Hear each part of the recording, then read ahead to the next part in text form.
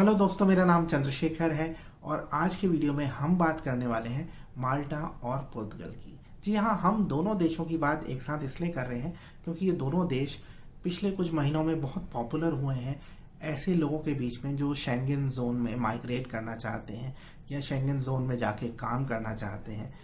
मैं आपसे रिक्वेस्ट करूंगा कि आप इस वीडियो को पूरा देखना, क्योंकि इस वीडियो में मैं आपको बताने वाला हूं एक साथ दोनों कंट्रीज के बारे में। हम बात करेंगे पुर्तगाल और माल्टा की। मैं इस वीडियो में आपको बताऊंगा और आपको इन्फॉर्मेशन दूंगा कि माल्टा एज अ कंट्री कैसा है, पुर्तगाल एज अ कंट्री कैसा है, माल्टा में वेजेस क्या है, पुर्तगाल में वेजेस क्या है, किस तरीके के जॉब्स पुर्तगाल में अवेलेबल हैं, किस तरीके के जॉब्स माल्टा में अवेलेबल हैं। मैं आपको ये भी बताऊंगा कि पीआर के लिए कौन सा कंट्री ज़्यादा बेहतर है। मैं ये भी बताऊंगा कि किस कंट्री की इकॉनमी ज़्यादा बेहतर है, कहाँ पे जॉब्स ज़्यादा हैं। और फिर हम ये भी बताएंगे कि इमिग्रेशन या इमिग्रेंट फ्रेंडली कंट्री कौन सा ज़्यादा है, माल्टा या पुर्तगाल। मैं आपसे रिक्वेस्ट करूंगा कि आप इस वीडियो को पूरा देखना। इससे पहले कि हम आगे बढ़े, मैं आपसे ये भी रिक्वेस्ट करूंगा कि आप मेरे यूट्यूब चैनल को सब्सक्राइब कर लीजिए, क्योंकि ऐसी यूजफुल इंफॉर्मेशन मैं आपके साथ रेगुलर बेसिस पे शेयर करता रहता हूँ। देखिए, माल्टा और पुर्तगाल दोनों पिछले कुछ समय में बहुत ज़्यादा पॉपुलर हुए हैं ऐसे लोगों के बीच में जो यूरोप में जाके काम करना चाहते हैं। इनफैक्ट माल्टा के बारे में मुझे बहुत सारी क्वेरीज आती हैं। जो सब्सक्राइबर्स हैं वो ऑनलाइन पूछते हैं, कई बार व्हाट्सएप पे मैसेजेस भी आते हैं। ऐसे ही पुर्तगाल तो पिछले कुछ सालों से पॉपुलर है ही। तो बेसिकली मेरा एक मतलब इस समय कोशिश है कि मैं आपको दोनों कंट्रीज के बारे में इंफॉर्मेशन दूं जिससे आप कंपेयर कर सकें कि कौन सा कंट्री आपके लिए बेहतर रहेगा। तो अब जहां तक हम माल्टा और पुर्तगाल की बात करें, दोनों कंट्रीज यूरोप में आती हैं, दोनों शेंगन जोन में आती हैं, दोनों में यूरो चलता है। और माल्टा जो है वो छोटा सा कंट्री है। देखिए, हम एक चीज समझ लेते हैं, माल्टा का जो एरिया है वो सिर्फ 316 स्क्वायर किलोमीटर है, जबकि पुर्तगाल का एरिया 92,000 स्क्वायर किलोमीटर है। यानी पुर्तगाल जो है वो माल्टा से करीब 300 गुना बड़ा है साइज में। अब अगर हम बात करें, देखिए दोनों यूरोप में ही है, दोनों का मौसम भी सिमिलर है। दोनों कंट्रीज में बहुत ज़्यादा ठंड नहीं पड़ती है जैसे और यूरोप की कंट्रीज में पड़ती है, फॉर एग्जांपल जर्मनी में, स्विट्जरलैंड में, फ्रांस में, स्वीडन में। तो दोनों का मौसम बहुत अच्छा है। लेकिन एक कंट्री की आबादी 5 लाख है जो माल्टा की आबादी है, दूसरा कंट्री पुर्तगाल जिसकी आबादी 1 करोड़ 3 लाख है, और साइज में पुर्तगाल 300 गुना ज़्यादा बड़ा है माल्टा की बजाय। अब अगर हम बात करते हैं जॉब्स की, देखिए जॉब्स ऑब्वियसली पुर्तगाल की इकॉनमी बड़ी है तो पुर्तगाल में जॉब्स ज़्यादा हैं माल्टा की बजाय। अब हम बात करें कि पुर्तगाल में किस तरीके के एरियाज़ में रिक्वायरमेंट है। देखिए, पुर्तगाल में अगर आप स्किल्ड वर्कर हैं तो सॉफ्टवेयर में बहुत ज़्यादा जॉब्स हैं, देन कॉल सेंटर्स में जॉब है। उसके अलावा अगर आप सीनियर मैनेजर हैं या मैनेजरियल पोस्ट में हैं तो जॉब्स हैं पुर्तगाल में।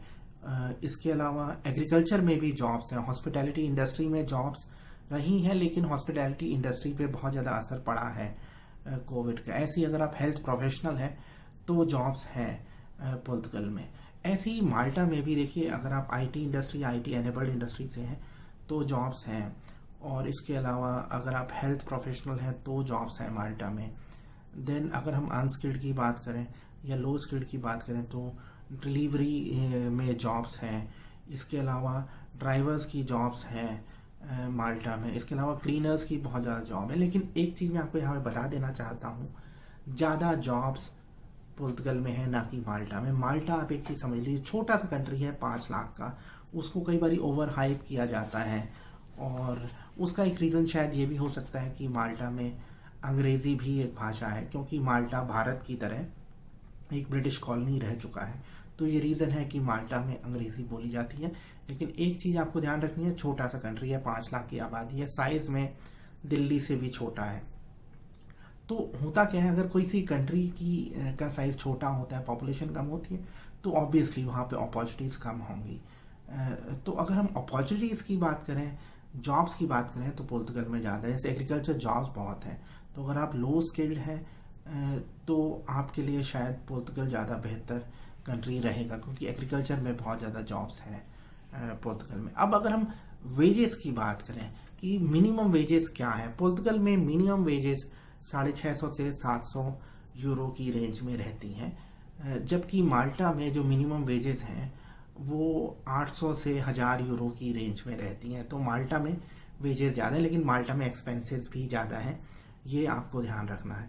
अगर हम एवरेज सैलरी की बात करते हैं तो पुर्तगाल में एवरेज सैलरीज 900 से 1000 यूरो के बीच में है, जबकि माल्टा में जो एवरेज सैलरीज हैं वो 1400 से 1800 यूरो के बीच में। अगेन एवरेज सैलरीज माल्टा में ज़्यादा हैं, लेकिन एक चीज़ हमें ध्यान रखना है कि जॉब्स पुर्तगाल में ज़्यादा है, सैलरीज माल्टा में ज़्यादा है। अब अगर हम बात करते हैं इमिग्रेशन की, कौन सा कंट्री ज़्यादा इमिग्रेंट फ्रेंडली है, तो पुर्तगाल श्योरली ज़्यादा इमिग्रेंट फ्रेंडली है।